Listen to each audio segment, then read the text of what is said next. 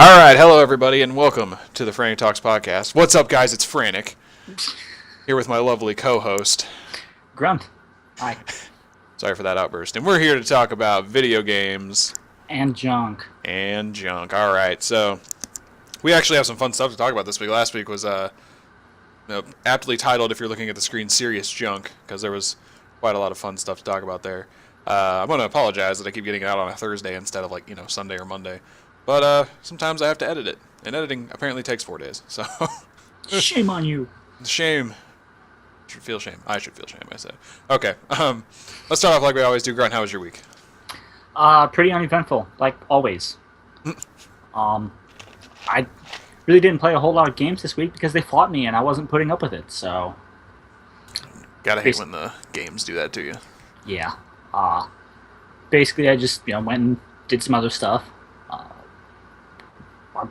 A lot of it was looking at really I wouldn't say overpriced, but glorified computer chairs. I know how you feel there. Like, I don't remember how much the one I said, but okay. So if you can look behind me, you can't. But if anyone's looking at the screen, there's a chair behind me, and Grunt, I'll show you after the podcast. It was like $50. It doesn't even have armrests. It's just a chair with. I mean, it's like your kitchen table chair, but on wheels, and zebra print. That's not the point. Clearly, zebra print was the point. And we could talk for hours about overpriced furniture, couldn't we? We could. We could easily enough. But yeah, I looked at the gaming chairs from like Maxnomic and DX Racer. Yeah. Free shout out to them, by the way. Sponsor us. Oh, I was gonna mention here in a minute. I'm drinking Dr. Pepper sponsor. Haha, there we go. Hang on, let me turn my head here and just.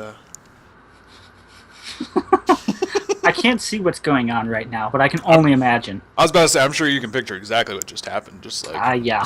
Wayne's World with the Pepsi, and it's the best taste. Sorry, continue. But I drooled over those. They're really expensive, at least for me right now. So, one day I'll have one though. I actually have a gaming chair, but it's an older one that only supports like your the RCA hookups, the red, green, or red, yellow, white hookups. And it only works for that. But I mean, it's comfy to sit in. It's just I can't really plug it into an HDMI system, unfortunately. Yeah. The ones I'm looking at don't have. It's basically just a computer chair with fancy cushions and that on it. Sorry, it's comfy as hell. Pretty much, yeah. Gotcha. Yeah, so that's pretty much been it. My week's been pretty dull. Nothing to say about the band on your T-shirt there? You mean Skillet? Yeah. Nothing? No, nothing. So nothing happened? I was getting there. Whoops, spoiler alert, guys. Yeah, thanks. My bad. But Thursday night, it was pretty much spent watching videos from Rob Scallon, who... That's exactly what... I believe is your spirit animal. I will let you talk about that. Oh my god. Man, I do have a lot to talk about for my week. Keep going. And then last night I went and picked up Skillet's new album, Unleashed, which is pretty good so far. I listened through it about 3, almost 4 times since I got it last night, and it's good. I like it. But, Skillet's probably my top band right now, so I'm biased in that decision. You wouldn't know who my top favorite band is right now, although I've listened to the same fucking song by them probably 20 times in the past day. You're right, because you listen to a wider variety of music than I do, so there's no way I could begin to guess. And by wider variety, it's just metal and everything that is inside of it. Which reminds me, I was totally forgetful and forgot to take a picture of it, but when I went to my local music store to pick up the new album, they had a bumper sticker size sticker attached to one of the shelves, and it said "Death to Fake Metal." And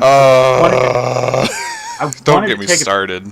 I wanted to take a picture of that and just send it to you for the heck of it, but I was dumb and left my phone at home. So see, I would have that bumper sticker ironically. But that's not the point. Yeah. I could give everyone a crash course in what that means, but I feel like we could probably use our time more productively. Well, I mean, future series. Oh yeah, that's not a bad idea. We could see where that rolls. But anyways. Yeah, that's pretty much how my week was. Nice. Okay. How about yours? Well, so to jump off what you were saying, I didn't mention this when I did end up watching it, but about 2 weeks ago, I watched this movie called Deathgasm on Netflix, and this has to do with the Death the False Metal thing. Basically, it's a heavy metal like parody movie. It's like a zombie apocalypse, but it's because they summon a demon through this like demonic song. And to give you an idea how funny this movie is, because I was laughing my ass off the whole time. At one point, they bash the head in of like a zombie with like a guitar, and they both just kind of stop once it's dead and look at each other and go, "Brutal." Oh my god! And I think that tells you exactly what that movie is. Oh It's so great. That's amazing. I wish I would have mentioned that when I actually watched it, which was a couple weeks ago. I don't remember what was going on that week, but it was on a Sunday. So usually when I do things on Sundays, I forget to mention them in the podcast. But nonetheless, the rest of my week this past week was interesting. I got a new TV, but I haven't had it delivered yet. So I'm going to say this at the end of the podcast, but I'll say it now. Next 2 weeks there won't be a podcast. It's various things are happening with me. One weekend's a wedding, the next I'm moving. So this actual backdrop that you see behind me, this is the last time you'll see this in a podcast. Because moving to a new apartment with a bunch of new stuff. And that's where this new TV that I bought is getting delivered. And it's a 4K, crazy special TV that's got all the bells and whistles that you'd want. And I'm excited. Because that's going to be great. Fancy TV. Oh, it's super fancy. It's going to be fun. Super fancy. I'm going to be afraid that I won't. TV. What's really funny is I'm not going to have any furniture to start off, so I'm getting this really big beanbag chair, and that's going to be my couch. And I'm just going to sit on it and watch TV on this and play games just like in a beanbag chair watching on this big-ass TV. I mean, it works. It's the ultimate life that everyone wants to live, isn't it? Yeah. Other than that, Rob Scallon. If you don't know that name, it's okay. He's not in like video games or anything. This is just a guy on YouTube who decided that he liked metal music and playing the guitar. And he also liked doing really absurd things with either the guitar or with other instruments that aren't necessarily metal. And he's a very talented musician. Like, I listened to some of his actual music, and this is the whole reason I remembered that he existed. I have the Spotify playlist that's like new releases near you, or not near you, but in the stuff you listen to. And he popped up on there, and I saw the album art, and I was like, this is not it was just his name. It just said Rob Scallon, and it was a picture of him, and I'm just like, this doesn't seem like something that normally shows up in my feed. Usually it's like some band with an unreadable logo and like an open valley of blood or something. And I'm like, this is not typical. I was like, who is this guy? And then when I searched Rob Scallon, I saw Slayer's War Ensemble on ukulele, and I was like, oh, it's that guy, the guy who plays banjo metal. So yep. I went to his YouTube page that night and was just enjoying the hell out of myself because he does all these really hilarious things that he doesn't take himself he doesn't take the music as serious as others would typically want, like your false metal people who are just like black metal recorded in a video tape cassette from like, sounds like it's in the 70s, and they had a tube amp. It's like that's what they want, and they want you to take it serious, and everyone else is just like, no, we're not going to do that. We're going to just listen to the music and understand that sometimes you don't take it seriously. That's exactly what he does. And he even takes fan challenges like the 1 fret song where you can only play on 1 fret of the guitar.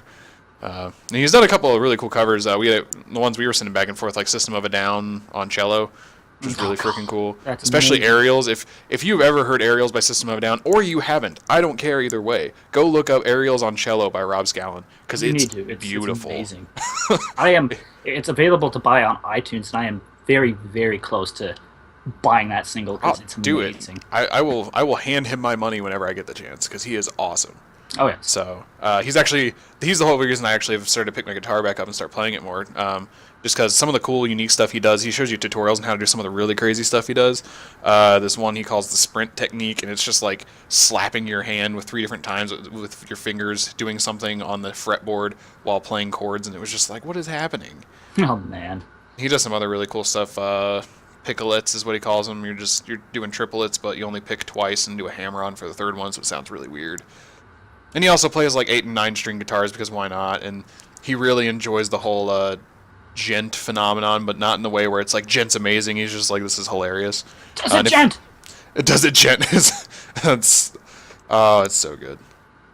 So I would highly suggest going and checking this guy out because he's very cool.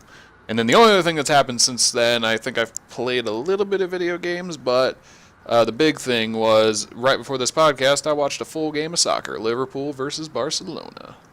Oh, Liverpool won 4-0. It was bad, but it was the first time I'd actually sat down and watched an entire soccer game. It's something that I want to watch. Football for anyone in the European area listening, or I guess not America listening. I'm pretty sure we're the only country that calls it soccer. Yeah, I mean, if you hear soccer, you probably know what I'm talking about. It's just football is something entirely different to me, something that I didn't quite enjoy. So, and I enjoyed this, so I like both versions of football. That was fun. Other than that, yeah, I can't say I've done too much in the video game world this week. But we can talk about stuff that happened this week in the video game world, so let's get going on that.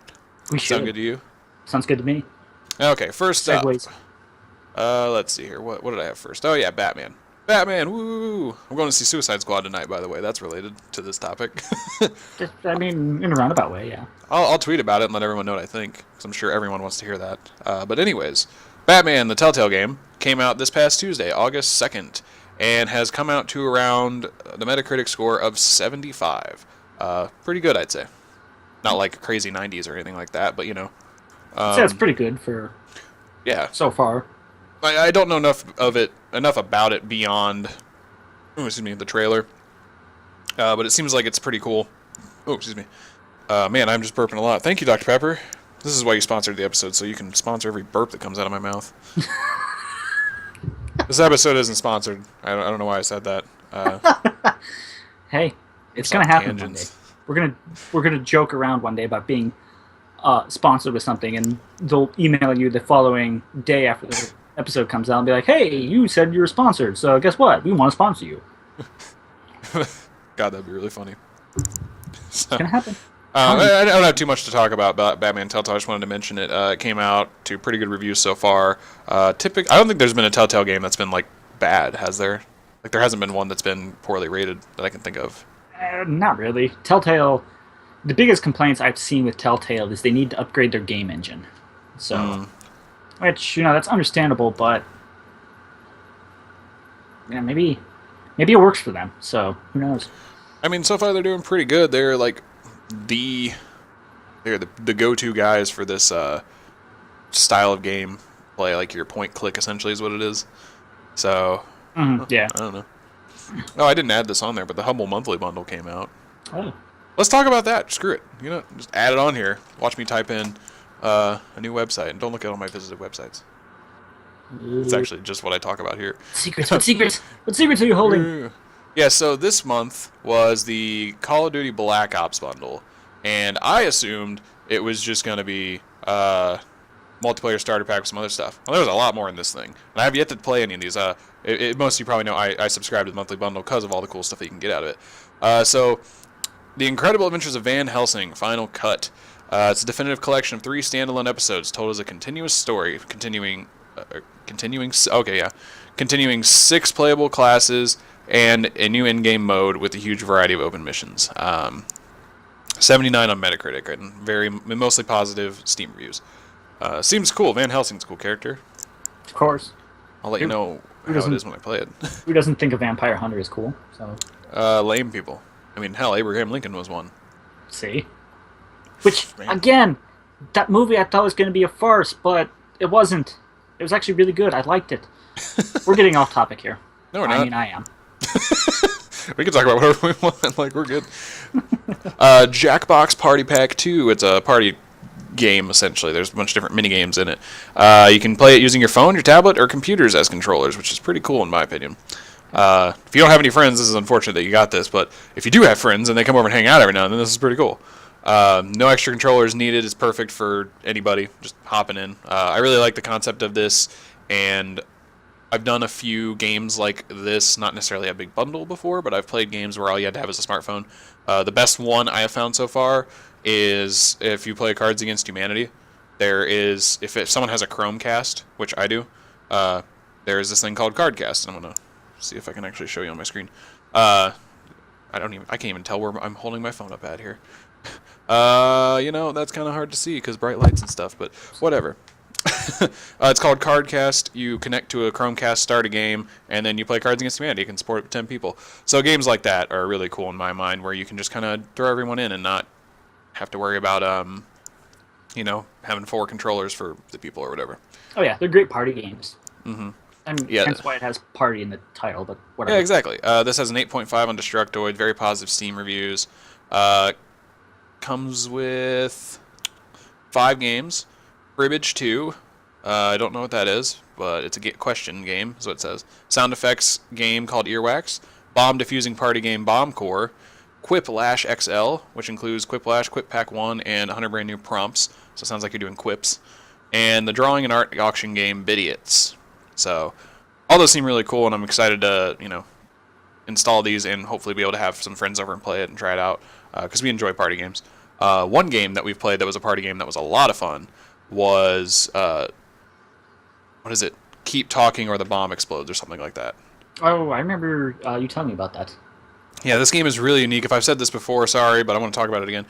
Basically, there's this manual that you have to print off that it takes 2 people to play this game. One person who plays with the controller, other who has the manual. You're not allowed to look at each other's stuff. And so basically, you get this bomb on screen, and your controller is like maneuvering it and like telling and picking like wires or buttons to push, and you have to describe what you're seeing to the person that has this manual. And it can get really freaking complex how you figure out what you need to do. Like, it starts off pretty simple. It's like there's 6 wires. You tell them, you basically say, I have 6 wires. Okay. Is there any like red wires? And then you go through this like prompt of, okay, you need to cut it now or not cut it. But as you get into more complex wires, you have to look for like LED lights lit up and all this other crazy stuff. And then like the manual for this is like crazy epic Venn diagrams of like, you have to find the one dotted line that's a certain pattern and see where it meshes to tell them if it cuts. And it gets so stressful, but it's so much fun. Oh, it sounds like it would be fun. The advancement of party games, I guess, is really impressive at this point, to me, because it's gone from like one of the first party games, I'd say party with air quotes. One of the first party games I ever played was Burnout Paradise, and there was a party mode on it, and this is why I say this. Yeah, the party mode was you just need one controller and you just pass it around, and everybody tried to do something in the game, essentially like do a really cool flip and get points or something. And that was like the extent of party games beyond like playing Super Smash Brothers or something. And now it's just gotten so crazy awesome with all these indie game developers and everything doing these really cool games. So again, I really like the idea of this, and I'm glad that it came in this bundle, especially in like a Black Ops multiplayer bundle. That seemed kind of weird to me, but I don't think they care. I don't think so either. Or they realize people will eventually get tired of the multiplayer. Maybe. I'm honestly going to try out the multiplayer only because there's a bow and arrow in it, and I really want to use the bow and arrow. You know me. The person that loves throwing knives in any game. Oh yeah, I'm pretty sure. Well, this is Black Ops, and Black Ops had tomahawks in the first one. This is the third one, so I don't know if they still carried those over. If they did, tomahawks and bow and arrows are all I will do, and I will make tons of videos doing that. Dubbed to Linkin Park. Dubbed to Linkin Park, absolutely. No, it will be something much more tolerable. Much more tolerable. The Linkin Park remix. Oh my God.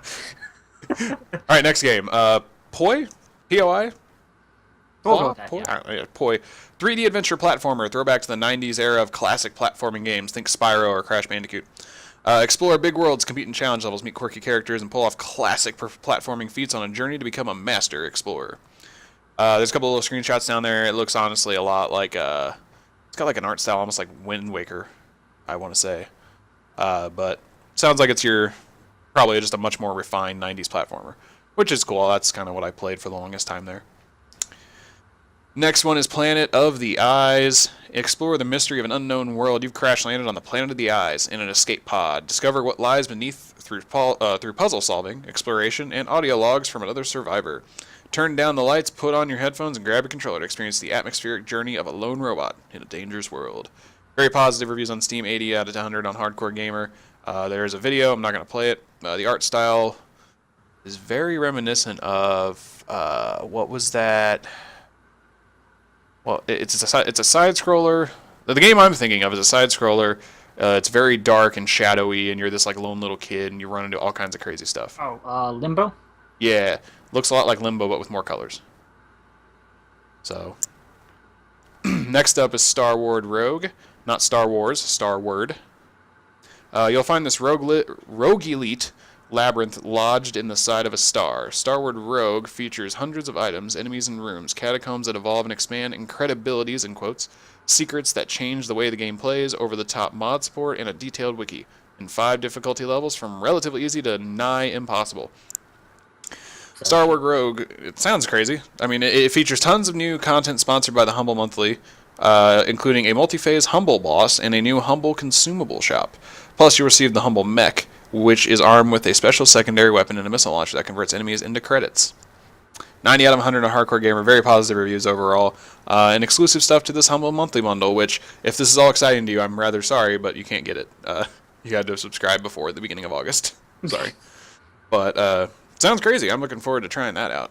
I like how you mentioned the fact that a lot of the stuff was sponsored by the, or not sponsored, funded by the Humble bundle. So that's very cool. They're putting shows the money you're paying is actually going somewhere. Yeah. I mean, it's going to a charity, which, spoiler alert, at the end, I'm pretty sure it's Make-A-Wish Foundation got the money from this one. That's what I like about Humble Monthly. It can donate to charities, and I'm pretty sure you typically get to choose. I don't know if you get to choose from the gigantic list of charities, but I'm pretty sure there's a few that exist that you get to pick in each one. So, always good to help a cause. And then, of course, the Call of Duty Black Ops 3 multiplayer starter pack allows you to experience ranked multiplayer game modes. It's a multiplayer-only version of Black Ops and gives you access to public ranked multiplayer matches and features, including the weapon paint shop, gunsmith, arena, free run, theater, and the black market. And until August 12th, you get 67% off to upgrade to Black Ops 3, which puts it at $15 to get the whole game. I already checked. Because I thought about it, and I was like, I'm never going to play the story mode, so I'll probably just end up playing the multiplayer. I believe a friend of mine said the starter pack only lets you get to max level. You don't get to prestige or anything, which, depending on how much you get from prestiging, doesn't matter. I don't know what the prestige rules are in this one, because typically it was just reset your rank. By Black Ops, they were allowing you to get gold guns if you got to like 15th prestige. And then Modern Warfare 3, it didn't really have anything special about it. It was just you get your more, you get your more emblems and title bars or whatever. I think that's I think that's the way it was in Modern Warfare 2 as well. Yeah, because it's basically just reset your rank. Yeah, so more weapon skins and titles, emblems and stuff. So I never actually prestiged in that game, but I was close. The original Black Ops, I only prestiged 5 times because I saw no point in doing it. I didn't care about gold guns at that point. Modern Warfare 2, I prestiged 7 or 8 times. Call of Duty 4, I prestiged all 10 times. And then Modern Warfare 3, I prestiged 8 times and didn't want to keep going because I really liked the emblem. And that was the last one I played. So I got to 8th prestige in like the first month because I was a college kid who was on break and had nothing to do with my life except play Call of Duty. It was pretty bad. Anyways. And then there's one other thing. There's I actually think there's 2. Humble Monthly Debut, Random Access Murder, or otherwise known as RAM. You're a robot, murder other robots with your data-destroying weapons, and create a stack of dismantled enemies. Be the last heap standing, and do not run out of memory. That's in caps. RAM is a first-person arena shooter with a unique look and a fast-paced action. Play online against your friends, your enemies, or enemies is what it says, across 5 arenas. The 9 different weapons in the game won't hurt your opponents, but rather leak their memory, causing different glitches and bugs. Gain badges by playing online, and fine-tune your loadout of leaker weapons. So it sounds like it's a first-person shooter game that doesn't aim to kill opponents, it aims to just cause them to glitch out. Which kind of counts, but still. I mean, yeah. Seems interesting. There's no reviews for it because it's a debut. And then, of course, with every monthly bundle, there's the Humble Original. And this one is the Disc Room? I want to say is what it's called? Yeah, Disc Room. Hardcore Dodge 'em Up. Is that what it says? Yeah, Hardcore Dodge 'em Up, brought to you by Kitty Callis, Jan Willem Nijman, and Dozy1? I don't know how to say his name. A utopian future filled with lethal discs requiring only reflexes and strategic use of slow motion. As more rooms are unlocked, a way out might appear. You don't have to die. You can live. Live 30 seconds and grow old, is what it says. It reminds me of Hotline Miami, just not killing stuff, but dodging stuff. That sounds morbid either way. But oh, yeah. Hey. And then the next month bundle is Soma, S-O-M-A, all caps. You can subscribe now. You will get it. It's $12 a month, kind of like your loot crates. So, yeah. Sounds like it was a pretty good, interesting, whatever. Pretty good bundle this month. Yeah, I'm excited to give these games a go here and see what happens, especially that Van Helsing game, Starward Rogue, looks really cool. It has the video playing in the background, and most of them look to be more top-down oriented, so that'll be interesting. except for obviously Call of Duty and the first-person robot game or whatever. Okay, Yeah. well that's covered. Now we can get back on track here to what I was actually going to talk about. Besides Batman, what came out this past Tuesday, Grunt? Do you know? Um. Hmm. No, actually, I don't. Starts with an X. Something about an Xbox One S, maybe. Yeah, the really fancy, slimmer Xbox One. That was pretty cool, right? Pretty sure Yeah, it can support 4K gaming or something like that. I want to say it can or I think something. so. Sounds I think alright. so. Well, you ever seen what it looks like on the inside?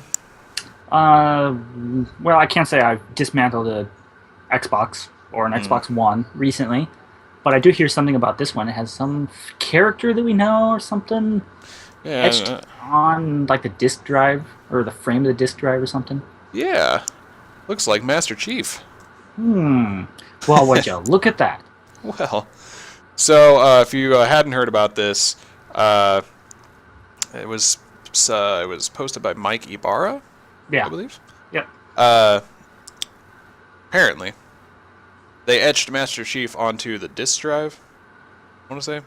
Yeah, it's from what I've gathered because I read about an article about it the other day. It's a little like character drawing of him. It's not actually the chief like you would see on the cover or in the game. It's like a little maybe like an artist rendition of it, but Yeah, it's I don't know how to describe it. I'm looking at it right now, and I want to say chibi in a way. Kind of yeah reminds me of the old pixel art that used to exist on Red versus Blue, but obviously not pixel art, more refined. yeah So I think that's what it yeah, is.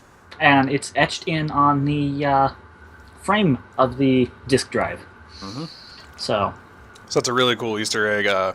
Shout out to the Halo universe. Microsoft already named their Siri clone Cortana. So just goes to show that they really like Halo. Apparently, it's just actually pretty freaking awesome to have on the Xbox One. I know I really like that, and I kind of want to get an S just so I can do that because it's smaller and it's got better internal storage. I'm pretty sure too. It's got like 2 terabytes or something like that. It's got or a, you can expand it I think instead it's of got the a one. So 2 terabyte hard drive on it. yeah, so I kind of want to get one, but money is this thing. Who would have thought? Not me. All right, we got 2 more things we want to talk about. This lovely game that everyone was really, really hyped about, and I don't want to say it's not still being hyped, but No Man's Sky. The title of this article is rather irrelevant. I'm just using it for a placeholder. No Man's Sky comes out this Tuesday.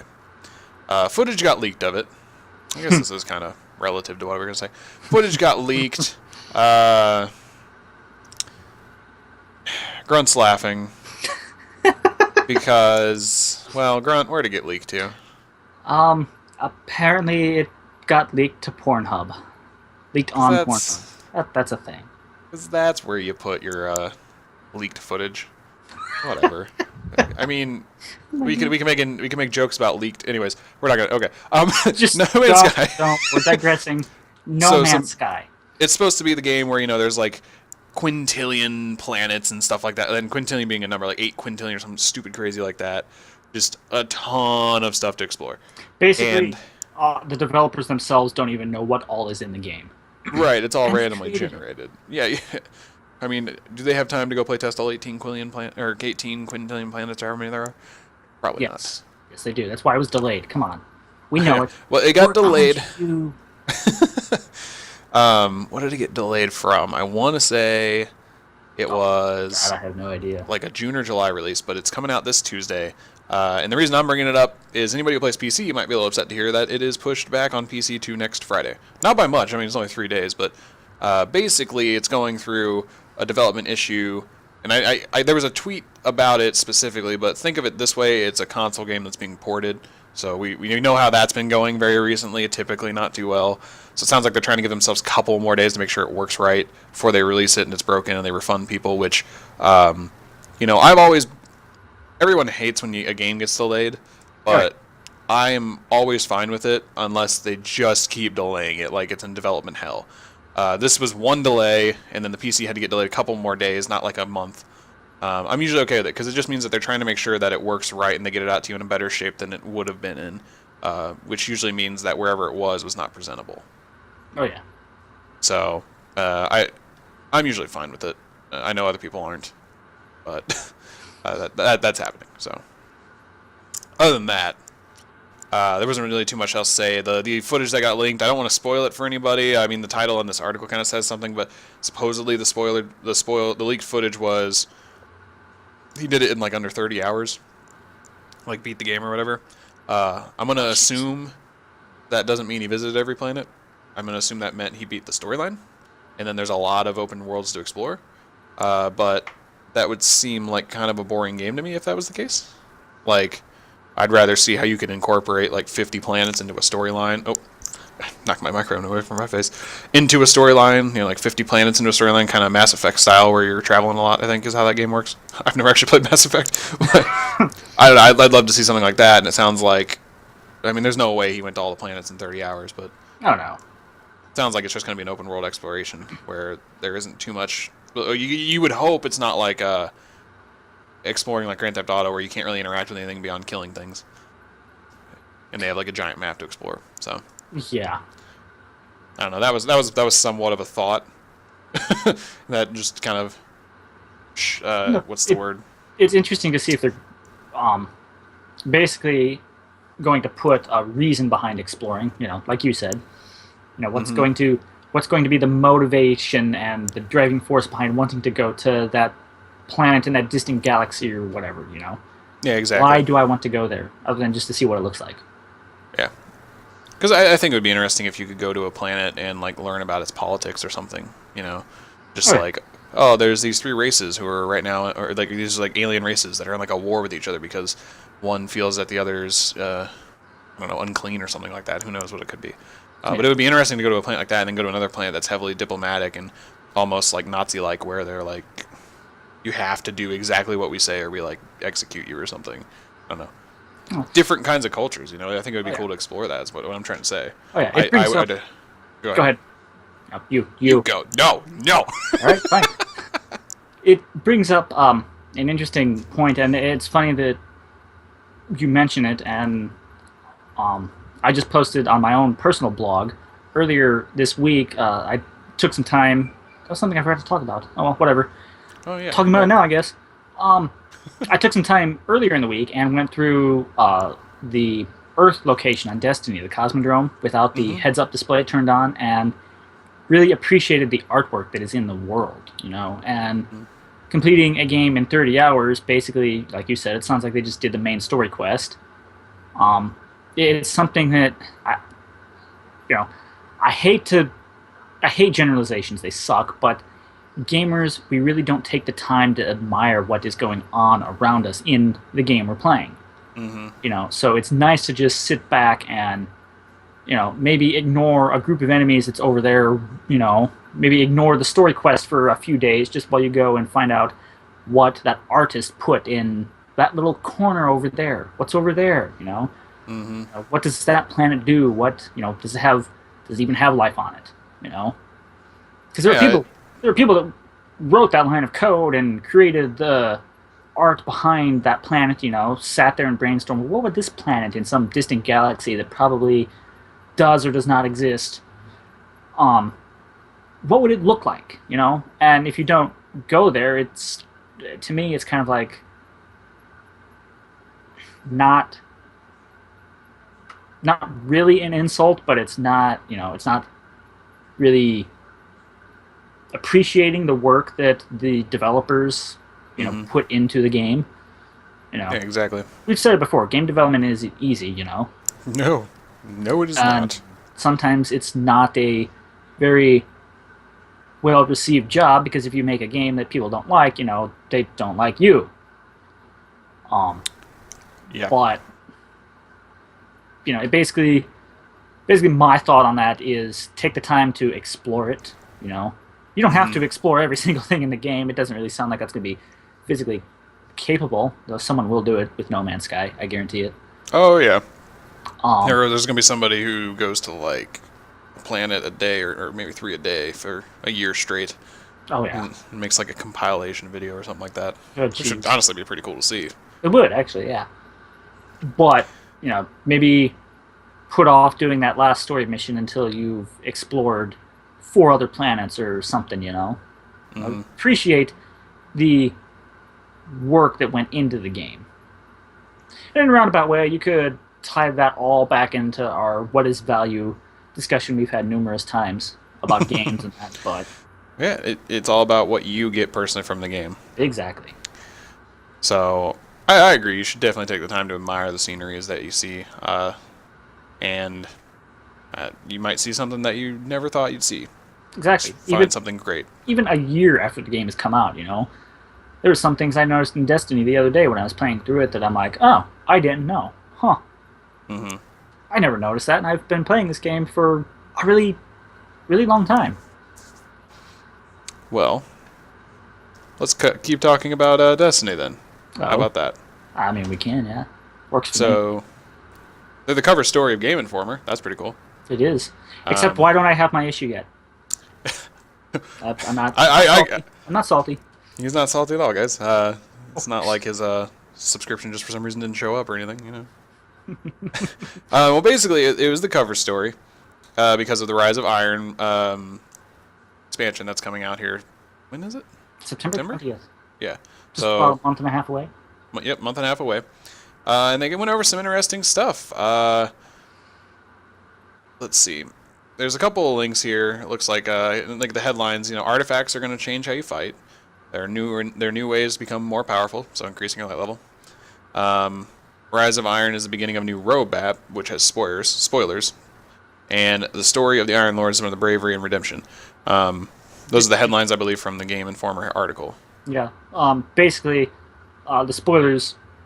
I don't know. Are we okay with it? I think we are. We're going to let you know now that till the end of the podcast, the next roughly 10 minutes at most, we'll be doing spoilers. All right. There we go. But for the roadmap after Rise of Iron comes out, they have planned to bring back the Sparrow Racing League, SRL, oh, hell yeah. in December, sorry. October is the return of the Festival of the Lost, I think it was. Basically what it was last Halloween, they did a little, like,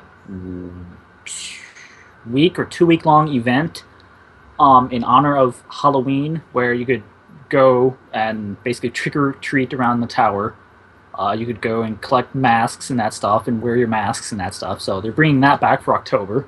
Awesome. Yeah, that's pretty good. I'm not sure if they'll have new masks or not. I think I read something about that in one of those Game Informer pieces that they might have new masks and that stuff, which they should, but whatever. And like I said earlier, Sparrow Racing League is coming back to the game in December. Yeah. Awesome. So. The only thing I can think of, new game mode. Do you remember the name of it? Not exactly, no. I saw a screenshot of it, though, and it looked interesting. I know a lot of people compared it to Kill Confirmed from, I think it was... It's exactly what it is, actually. It started in Modern Warfare 3. I don't remember the name of this, but there's new multiplayer game mode for Bungie, or not Bungie. I always say Bungie when I mean Destiny, and Destiny when I mean Bungie.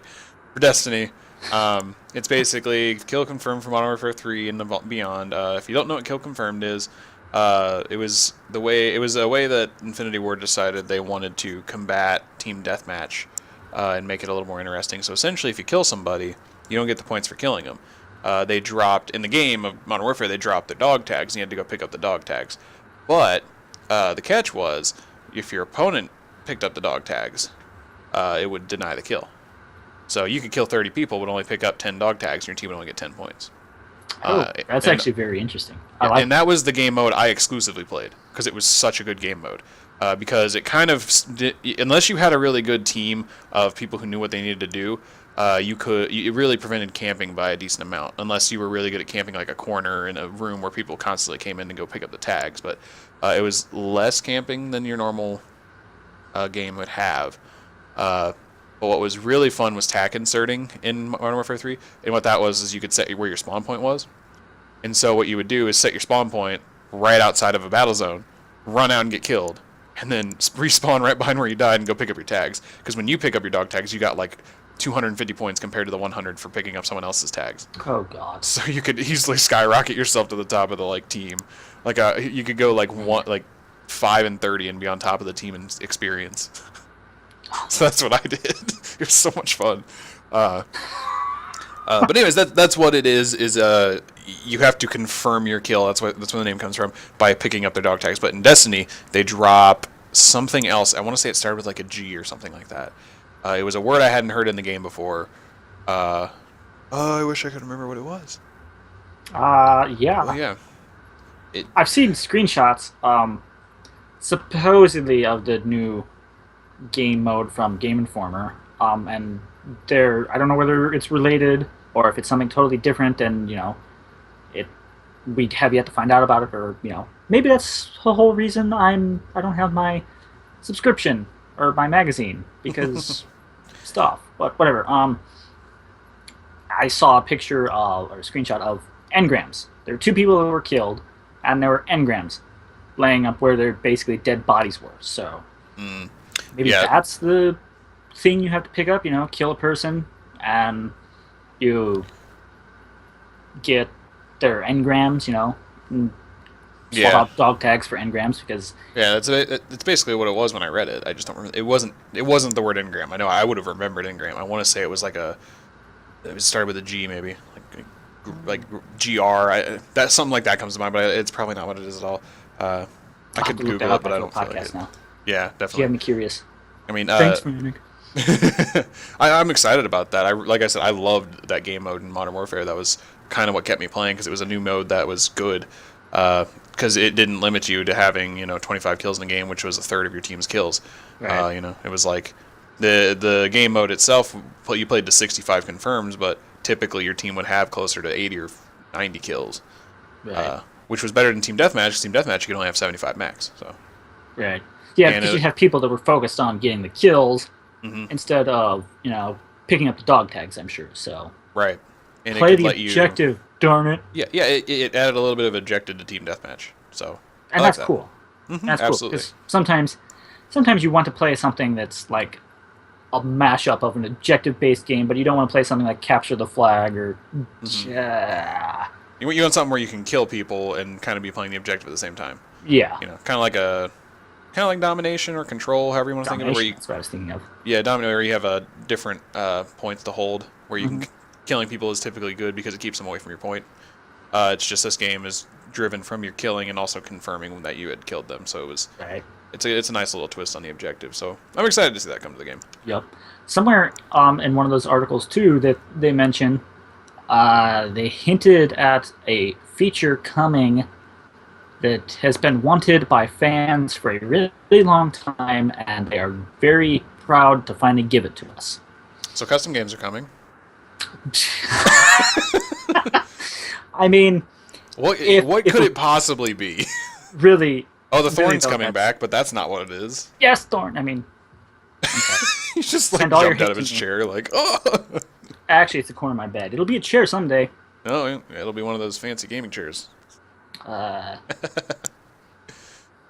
yeah, Thorn's coming back, but I'm pretty sure it's custom games. It's got to be at this point. Yeah, that's really the only thing I can think that people want so bad that they're really anxious to give us. And speculation. It would make sense to probably drop the older consoles support in order to do this, So who knows? We'll see. Hopefully, that's what they have planned to show us off at Gamescom in a couple When is weeks. that? I think it's 2 weeks from now. Okay. I think it's like the 18th through the 21st. Either that or that's the local golf classic I'm thinking of for the dates, but whatever. I'm going to use 2 weeks to segue into our final point of podcast is over. But 2 weeks, we're taking 2 weeks off. So from now until the 27th. Correct. Beyond having the podcast posted from this podcast right here, you really won't hear anything from us beyond probably maybe an article or two, which could be cool. Could happen. But we're taking 2 weeks off. I think I explained it earlier, but I just have some family stuff going on, and I'm also moving one of those days. So we'll be back the 27th. I'll have an entirely different backdrop behind me. I don't know what it's going to be. I haven't decided that yet. It's just going to be... Yeah, I was about to say, it could be just putting up a green screen and then, hiding everything behind me. Or just showing you what my new living room looks like with a big old TV in the back. I don't know. I'll figure something out. I want to see the beanbag. Just show the beanbag in the background. That's all it is. It's a pretty big one. It's actually, it's this beanbag that turns into a bed. I kid you not. Bean bed? Essentially.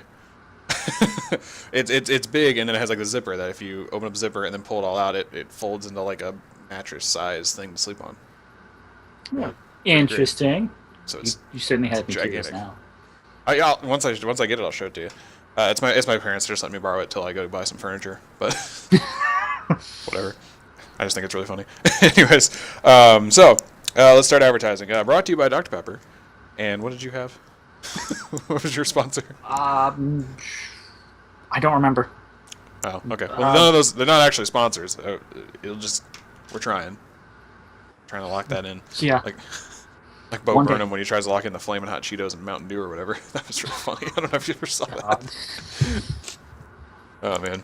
Anyways, all right. Self-promotion is better put, so it doesn't sound like we're trying to sell you something, except ourselves. Prostitution. Yeah. You can find me on Twitter at FranticJ3. You can find him on Twitter at OnyxSpartan. ONYX Spartan. All one word. At Frantic_Talks is the official Frantic Talks Twitter account. I almost said website. That's not what it is. That's where we post articles, podcasts, and other random things, typically just the articles and when we go live. Beyond that, you can go to frantictalks.com. You can find all our podcasts are posted there. The articles that we write have been posted there. There's also magic.frantictalks.com where Magic the Gathering stuff is posted. I will be hopefully getting my Frantic Works podcast, which is the one I record while driving to work and talking about Magic. Hoping to get that back on track. I'm on the 5th of 5 episodes talking about my favorite cards, and I kind of just had to take a break for reasons I won't say, but I just had to take a break from it. So hopefully I'll get that back on track next week. There's facebook.com. What is this? Oh, this cord's broken. Facebook.com/Frantic Talks, all one word. Where we also we break cords on Facebook. Yes. Oh man, we post all the podcasts there and articles there as well, just like Twitter. It's just Twitter's typically easier for us. And then we have a YouTube account where the video version of these podcasts are posted, and potentially more. I don't want to spoil anything, but I might be doing something more there. Doesn't have an official URL yet, though, so just search Frantic Talks on YouTube. You should find us. Or if you go to the Frantic Talks website, click on a podcast, the video will be right there. And then you can click on it, go to the page, and subscribe. If we get 100 subscribers, I can finally use a URL instead of having to explain how to get to our YouTube channel. So that's your homework, guys. Go do that. The only other thing is iTunes, Frantic Talks. Not all one word, just Frantic Space Talks. We'll be the only one on there. That's where you'll see this podcast along with my Frantic Works podcast, and soon a Magic podcast with my good friend Luke, which we will be recording also that 27th. Not live. So that should be coming. We already have ideas in set, and it's going to be... I'm actually really excited for the schedule of it. We'll explain it on there more, but basically instead of recording every week, we're just going to record a month's worth of podcasts in one sitting. Good luck with that. It'll be fun. It'll be 4 hours on a Saturday, and then that's it for the month. So that'll be fun. Anyways, so anything else? Did I miss anything? I think I got everything. Twitch. Oh man, I did forget something. Good call. Twitch.tv/FranticJ3 the third. THE the number 3RD. Some bastard took Frank J3. There you go. That is where you will find us every Saturday at 3 p.m. Eastern beyond the next 2 Saturdays. Come join us live to chat with us. We'll definitely shout you out if you're in the chat box. We've done it before, so we love your input and love you correcting us if we get something wrong, because it's much easier to do it live to correct ourselves than it is to go and say, whoops, we screwed something up when it's already published. Anyways, I think that's about it. Do you have anything else to add? I hope to, in a couple weeks, if we won't have a podcast, I hope to get out a couple articles. Mm-hmm. I have 2 in mind at least. Maybe some more if I can brainstorm the ideas for them. Right. To keep the content going for us. That's something we haven't really had a chance to do lately, but... Yeah, it's been unfortunate. Yeah. Hopefully when I get my workspace that I'm staring off into the corner above my laptop screen. Make it a little easier. It will, yes. But, yeah, that's all I had to add. Okay, cool. All right, guys, follow us on Twitter. Join in on the conversation every Saturday at 3 p.m. Eastern if you want. And we'll definitely love to hear your feedback, what you think. Have any input, let us know on Twitter. We'll definitely respond to you within like 10 seconds. It's kind of how it works. If you just want to yell at us because we're us, then I guess you can do that too. That's absolutely fair. All right, guys. I'm Frantic. I'm Grunt, and I'm yelling at Frantic. Yeah, he's always yelling at me. And we will see you next time, guys. Later.